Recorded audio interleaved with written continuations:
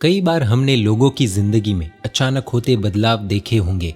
हम ये भी देखते हैं कि कल तक जिस व्यक्ति का जीवन में कोई गोल निर्धारित नहीं होता है, वही व्यक्ति बहुत कम समय में ऊंचाइयों के शिखरों को छू लेता है। आज हम एक ऐसे ही खास व्यक्ति के बारे में कुछ जानेंगे। सांसारिक नाम अक्षत भाई सेठ। शुरुआती जिंदगी में तो हर सपने पूरे किए, लेकिन साथ ही साथ धर्म का हाथ पकड़े रखा। परिवार धार्मिक संस्कारों के विषय में बहुत ही चुस्त। अक्षत भाई ने मात्र 1.5 वर्ष की उम्र में पहला उपवास किया था। दादाजी नानशा भाई सेठ एवं दादी जी चंपाबेन सेठ और माता अनीता सेठ एवं पिता समीर सेठ के कारण धर्म का बीज छोटी उम्र से ही जीवन में बो दिया गया था। 11 वर्ष की उम्र में जहां एक तरफ दुनिया के अनेकों बच्चे मोबाइल एडिक्शन के दौर से गुजर रहे हैं, उस उम्र में अक्षत भाई ने पहला वर्षी तप कर लिया था। उसके बाद उपधान, नीवी, इस तरह से अनेकों तप किए। ऐसा समझ सकते हैं कि एक प्रकार की नेट प्रैक्टिस चल रही थी। परिवार ही ऐसा था कि धर्म शुरू से ही रग रग में बस चुका था। एक ऐसा दिन आया जब पुण्य सम्राट लोक संत आचार्य श्री जैन सेन सुरेश्वर जी महाराज साहिब की तबीयत अचानक से बिगड़ी और उनको अहमदाबाद के एक हॉस्पिटल में एडमिट किया गया। वहाँ पर अक्षत भाई का पुण्य खिल उठा। अक्षत भाई को आचार्य श्री की सेवा का मौका मिला। जिन शासन में जब कोई साधु साध्वी जी भगवंत बीमार हो या कोई विकट परिस्थिति में हो, तब श्रावक श्राविका खुद आगे से दवा के रूप में कुछ चीज़ें बहराते हैं। यही तो जिन शासन के अनेकांतवाद की खूबसूरती है। एक दिन अक्षत भाई आचार्य श्री की तबीयत के लिए लाभदायक हो ऐसी मिठाई बहराने गए। तब आचार्य श्री ने कहा कि अक्षत, मैं तुम्हारे हाथों से मिठाई तभी बहरूंगा जब तुम दीक्षा लोगे। महान आचार्य भगवंतों की सामान्य दृष्टि नहीं होती, दीर्घ दृष्टि होती है उनके पास। यानी उन्हें पहले से आभास हो जाता है कि व्यक्ति आगे चलकर लगभग क्या करने वाला है। ये कोई चमत्कार नहीं, बल्कि उनकी कठोर साधना के द्वारा उन्हें भविष्य में होने वाली थोड़ी बहुत चीज़ों का आभास होने लगता है। अक्षत भाई कहते हैं कि गुरुदेव, दीक्षा लेने की तो मेरी बहुत ही तीव्र इच्छा है, लेकिन मुझे भाव ही नहीं आते।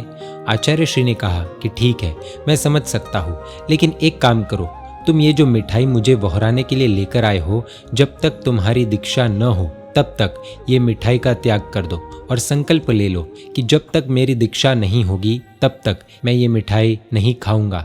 अक्षत भाई ने तुरंत ही आचार्य श्री की इस प्रेरणा को स्वीकारा और सोचा कि मिठाई तो इतनी प्रकार की होती है, 1-2 मिठाई का त्याग कर दिया जाए तो जीवन पर कोई आफत तो आने वाली नहीं है।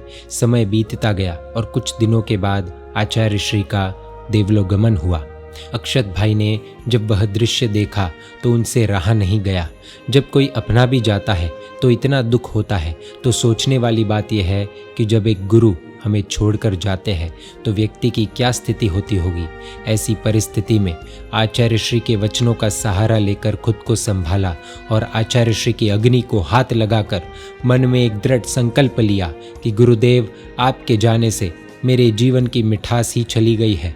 अब न जाने किस भव में मैं आपको मिठाई बहरा पाऊंगा। इसीलिए जब तक मेरी दीक्षा नहीं होती, जब तक आपका सपना पूरा नहीं होगा, तब तक के लिए जीवन भर सारी मिठाइयों का त्याग करता हूँ। कुछ समय बीता। एक दिन दुकान पर बैठे थे और विचारों ने अक्षत भाई को सोचने पर मजबूर कर दिया कि मुझे अब मेरे गुरुदेव यानी वर्तमान गच्छाधिपति आचार्य श्री नित्य सेन सुरेश्वर जी महाराज साहिब के पास जाना है।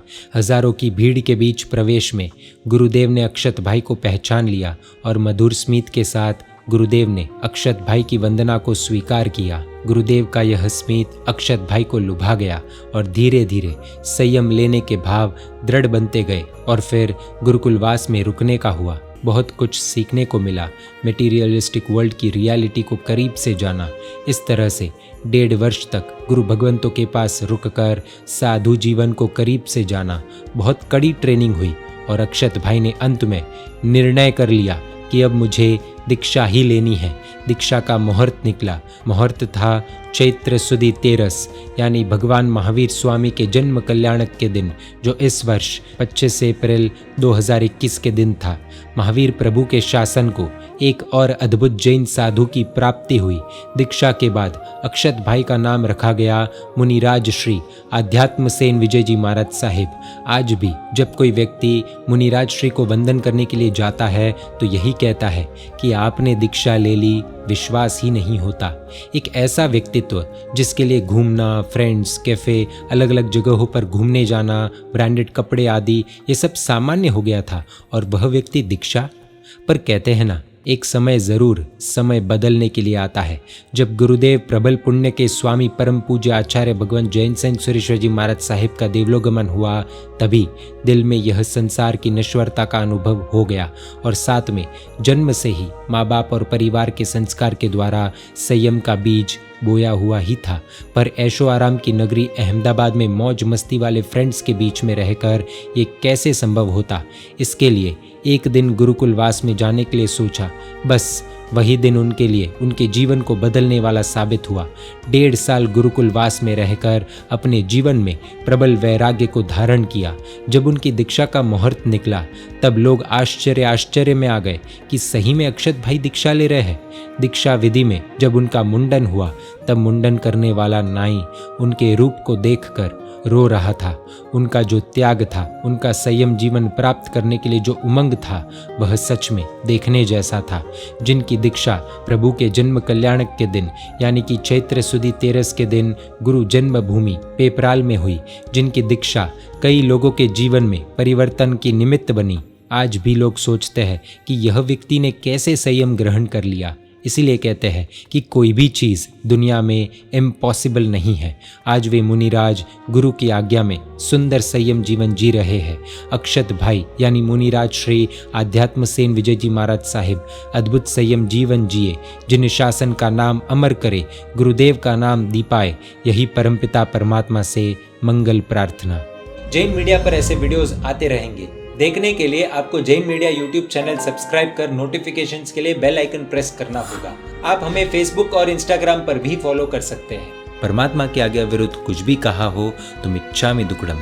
जय जिन शासन, जय महावीर।